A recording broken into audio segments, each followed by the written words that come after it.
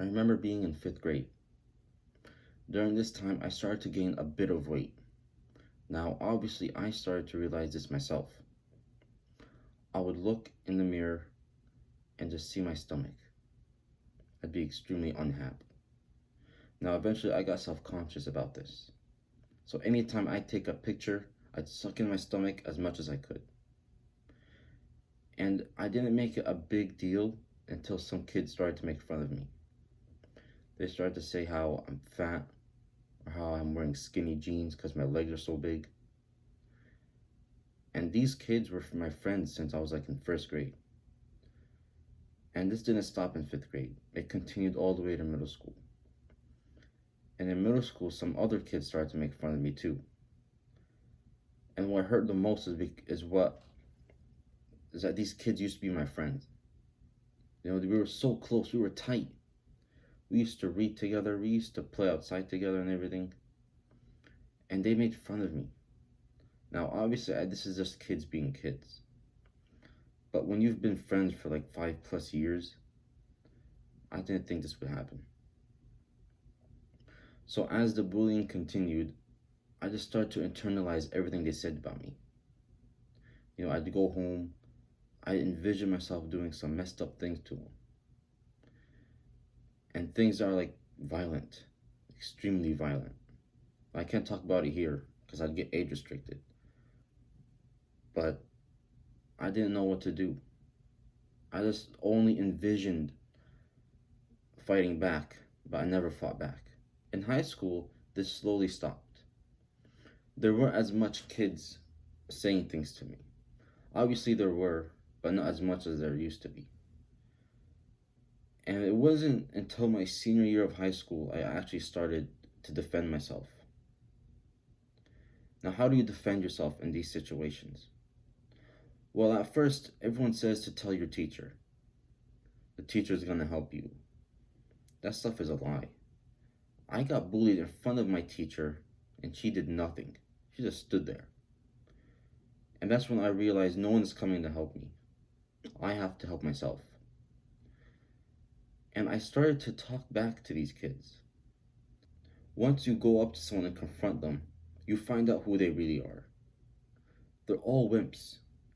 They're not gonna do anything to you. I've done this before. Some kid tried to make fun of me in a different language.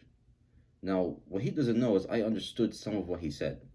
So I went up to him and I told him, I'm not that, like what you said. And he just froze. And as soon as he froze and he backed off, I knew exactly what all these bullies were. They're all wimps. They think they can target someone weaker than them. And that brings me to my next topic. How do bullies choose their victims? Well, first, they look at someone who's alone. Imagine the popular guy. He's talking to everyone, laughing, having open body language, and he has like 5 people around him. Now imagine the other kid. Take me for an example. I'm sitting by myself reading a book. Closed body language, no one's around me. Which one do you think a bully's going to pick? Confident popular kid or the lonely kid reading a book? They'd obviously pick me. So one thing that can prevent people from picking on you is to keep some people around you. Make some friends, people that you can actually trust. And don't always be so closed up and try to hide from everyone. Have an open body language. You know, spread your legs out. Keep your chest up. Don't look scared of anyone. And one thing I realized is every time I did this, there would be less people staring at me. Now, another thing that I would recommend is to talk back to them about pretend you didn't hear what they said. If they go and make fun of you, whatever they say, go to them and say, what'd you say? I couldn't hear you. Say that loudly. And then they're going to re-say it and it's not going to sound as funny. Because when someone has to repeat themselves, it takes away the fire from their joke. I found that to be very effective.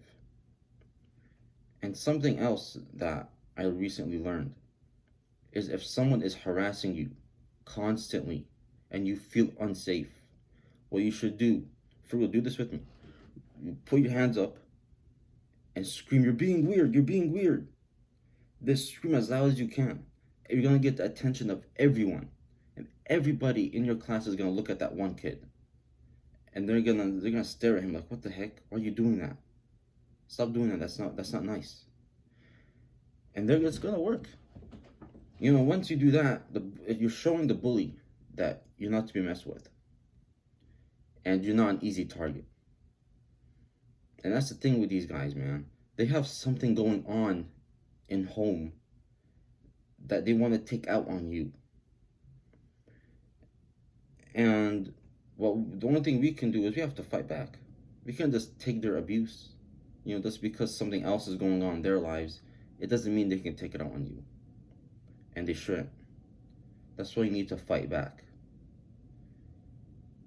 And I always recommend to stay away from physical altercation. If someone wants to punch you in the face, you're actually getting physical with someone, your best tip is to run away. Obviously, you're going to lose respect, but do you know how to fight? I don't think so. And if you ever do get in a fight, just try and de-escalate it. And if he's coming in for a punch, just run. I'm a big kid, so I would shove the bully as hard as I could, and they'd be on the ground flat out, and they'd realize, okay, never mind. But some kids are not as big as me. I was overweight too. And just try to avoid physical altercations. Make yourself as loud as possible, and don't look like a victim. And obviously, don't keep in your headphones. Don't look down. Don't keep a hoodie on. Be aware of your surroundings. Make sure no one's coming to sneak up from behind you and do something terrible. And if you are going through something, you can talk to someone. Talk to someone you genuinely trust. The teachers don't do anything for you. I've tried. If you have a close friend or an older brother or older sister and they can help you, talk to them. There's nothing wrong with admitting that you've been bullied. This way, you're actually helping yourself.